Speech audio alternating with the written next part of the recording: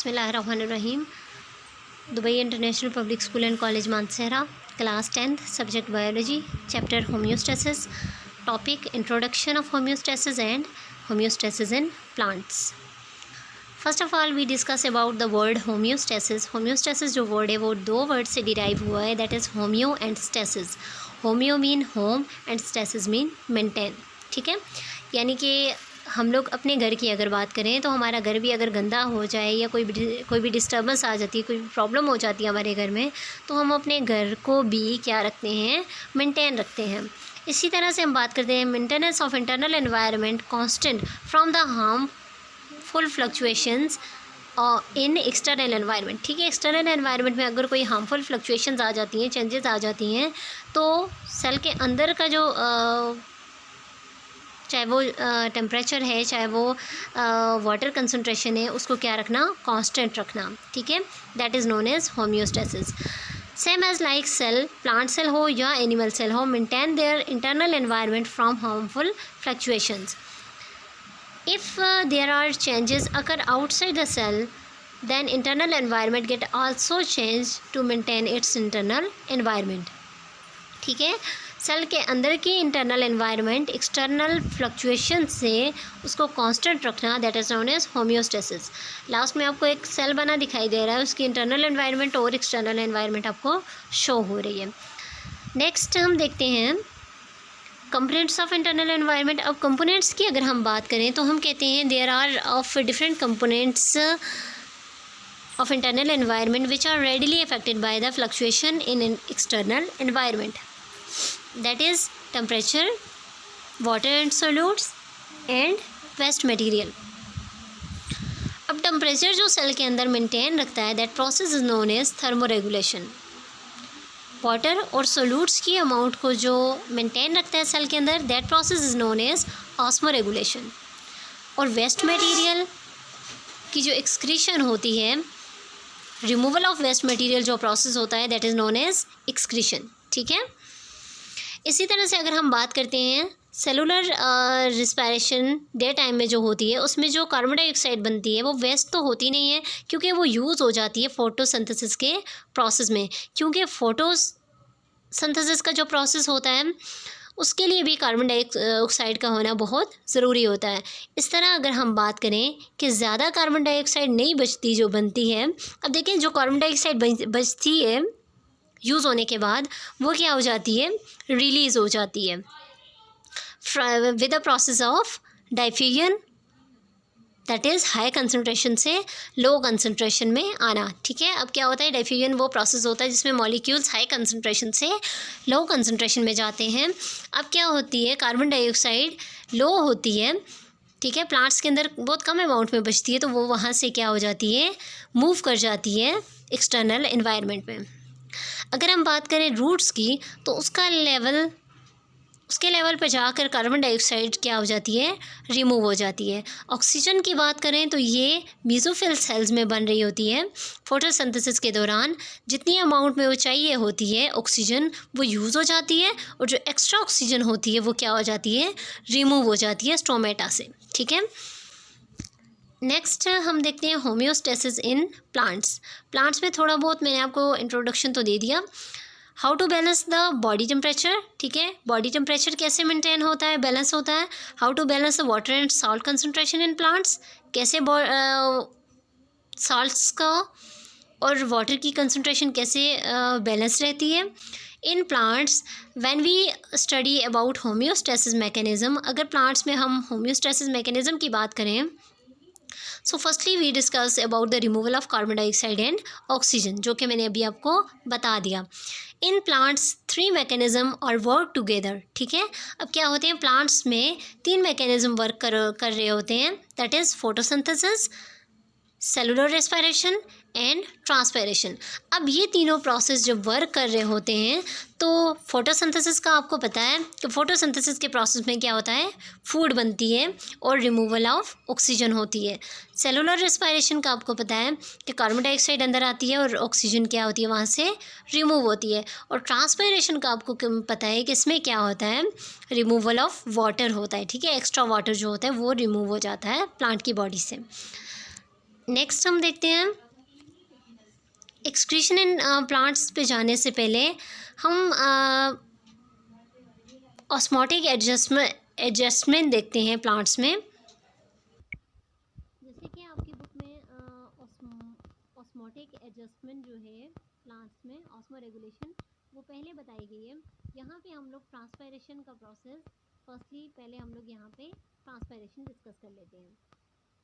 अब हम ट्रांसपायरेशन के प्रोसेस के ज़रिए ये होता है कि जो वाटर होता है प्लांट्स की बॉडी में, एक्स्ट्रा जो वाटर होता है वो रिमूव आउट हो जाता है स्टोमेटा के थ्रू।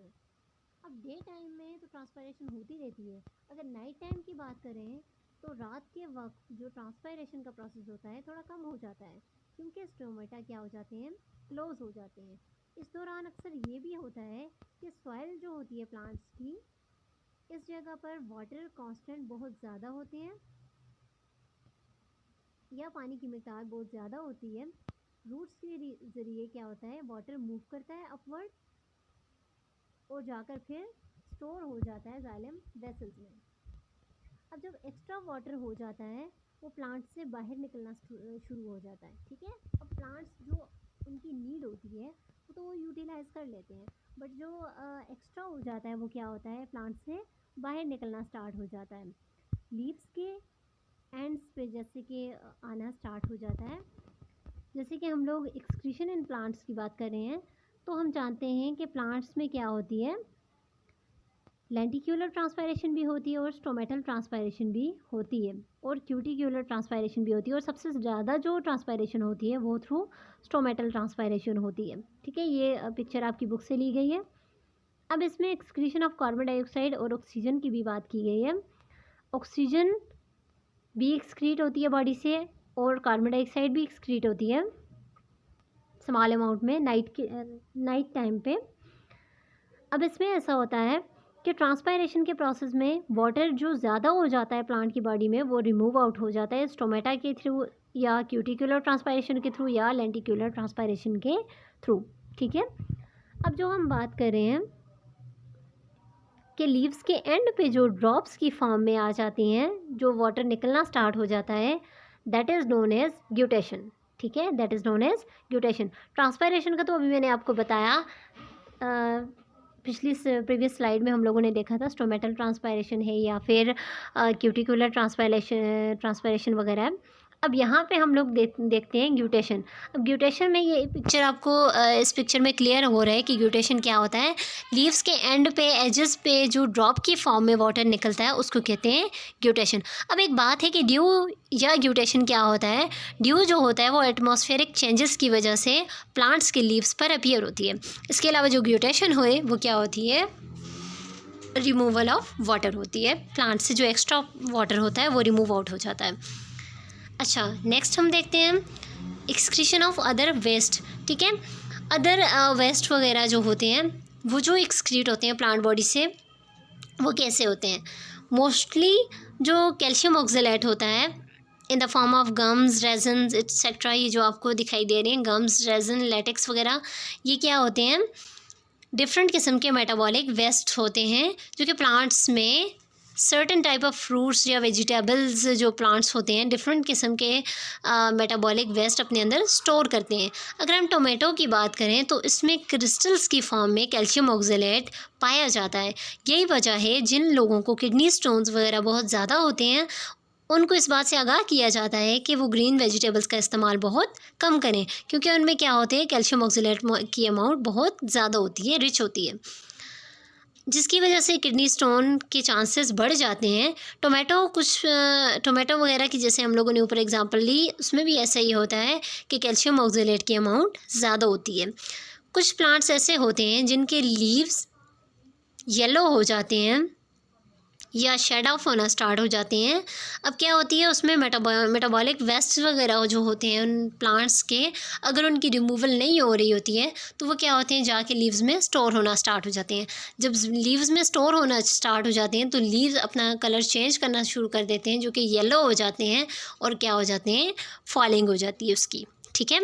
अब अगर हम इसी तरह से एग्ज़ाम्पल लें, आपकी बुक में भी ये पिक्चर्स बनी हुई हैं। रबर प्लांट से क्या होता है, लैटेक्स रिमूव होता है, ये उसका मेटाबॉलिक वेस्ट होता है। इसके अलावा अगर हम बात करते हैं एकेशिया ट्री की, एकेशिया ट्री में जो गम्स वगैरह हैं वो क्या होता है, इसका मेटाबॉलिक वेस्ट है। इसी तरह से कॉनिफेरस ट्रीज़ का जो मेटाबॉलिक वेस्ट है वो क्या है, रेजन्स है। और लेडी फिंगर वगैरह का क्या है, म्यूसिलेज मेटाबॉलिक वेस्ट होते हैं। नेक्स्ट हम देखते हैं ऑस्मो रेगुलेशन इन प्लांट्स। अब प्लांट्स में ऑस्मो रेगुलेशन क्या होता है, ऑस्मो रेगुलेशन जैसे कि मैंने आपको बताया वाटर एंड साल्ट की कंसंट्रेशन का प्लांट बॉडी में मेंटेन रखना, ठीक है। क्या ऑस्मो रेगुलेशन किस तरह से होती है प्लांट्स में या लिविंग ऑर्गेनिज्म।